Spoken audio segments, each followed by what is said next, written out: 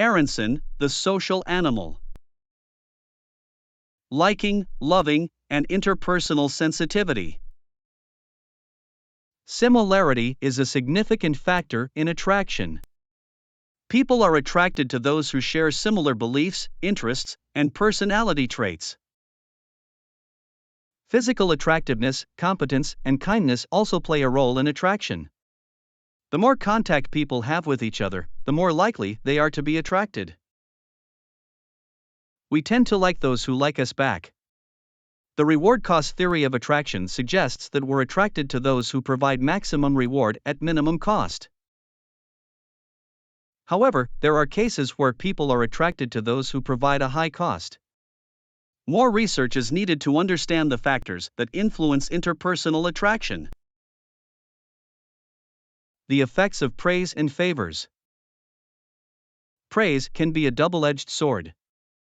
If it's too lavish or the praiser benefits from the ingratiating behavior, it can seem insincere and manipulative. Favors can be a powerful reward. However, they can also be perceived as a threat to the receiver's freedom if they come with strings attached.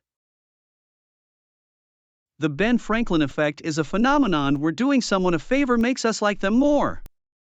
This is because we justify our behavior by convincing ourselves that they are a likable person. Jecker and Landy's experiment found that students who returned money to the experimenter liked him more. Lerner and Simmons' experiment found that participants who voted to end electric shocks to a victim liked the victim more. The upshot of this research is that praise and favors are not universal rewards. Whether they function as rewards depends on situational variations, some of which can be extremely subtle. Personal attributes. Did you know that people tend to like competent people? Did you also know that people may like a competent person even more if they show some evidence of fallibility? The pratfall effect is strongest when we feel threatened by the competent person. For example, men are more likely to be influenced by the pratfall effect than women. And people with low self-esteem are also less likely to be influenced by the pratfall effect.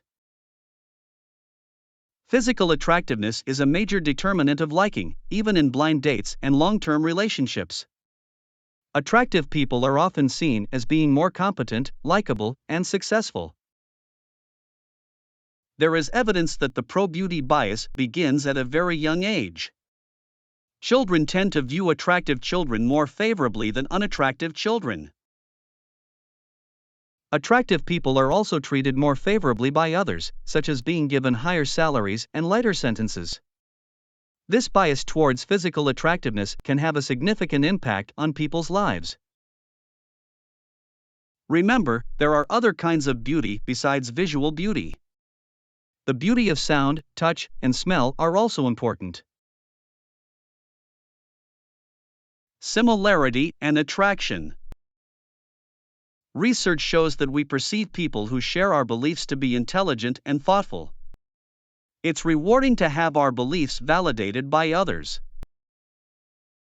But the similarity attraction effect can also work in reverse. If we like someone for some other reason, we may assume that they have similar attitudes to us. Liking, being liked, and self-esteem. Did you know that people tend to like others who like them? Being liked makes us feel good and desired.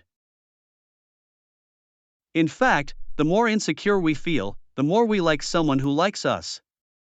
But people who are secure about themselves are less likely to accept overtures from just anyone who comes along. On the other hand, people who fear rejection may even seek out a less attractive person to diminish the possibility of being rejected. Rejection can be disruptive in a number of ways, including decreased academic performance, unhealthy eating, procrastination, and impulsive decision-making. The gain and loss of esteem. The theory suggests that people are more likely to stay in a relationship that is becoming less satisfying if they believe that the other person's liking for them is increasing. Conversely, people may be more likely to leave a relationship that is becoming more satisfying if they believe that the other person's liking for them is decreasing.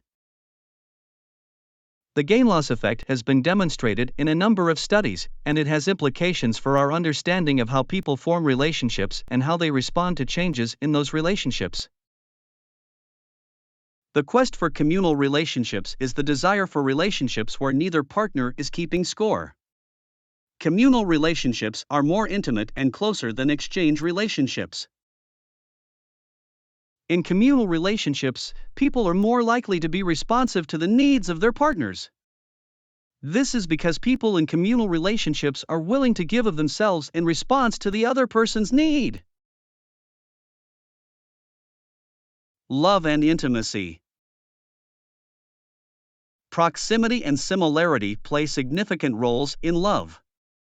People who are closer geographically and share similar values are more likely to form deeper connections.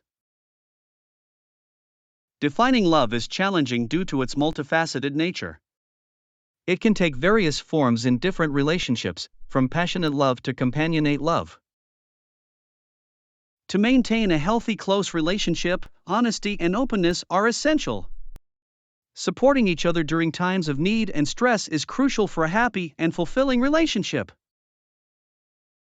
In summary, love is a complex and evolving emotion that can't be easily defined.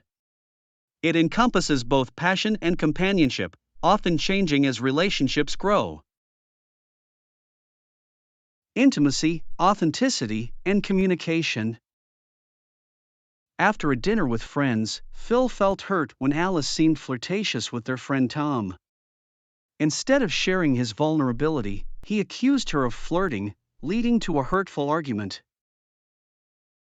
Misunderstandings like this are common in close relationships. It's not about poor communication but the inability to express feelings and concerns clearly. Effective communication, or straight talk, involves expressing feelings and concerns without blame. However, societal norms often discourage revealing vulnerabilities, pushing people to become defensive or lash out when hurt. In many cases, people aren't fully aware of their own feelings and needs, leading to misattributions and communication breakdowns. Sensitivity and honest expression are key to fostering healthier communication in close relationships. Characteristics of effective communication. Effective communication in close relationships requires expressing feelings directly and openly. When we do this, we are able to receive immediate feedback on how our words and behavior are interpreted. This feedback can help us to understand the impact of our actions and statements, and to consider our options for meeting our own needs, as well as our partners. It is also important to express feelings rather than judgments. Judgments are opinions or interpretations of behavior, while feelings are the actual emotions that we experience. It is easier for people to hear feedback that is expressed in terms of feelings, rather than as judgments or accusations. When we communicate effectively, we are more likely to build trust and understanding in our relationships.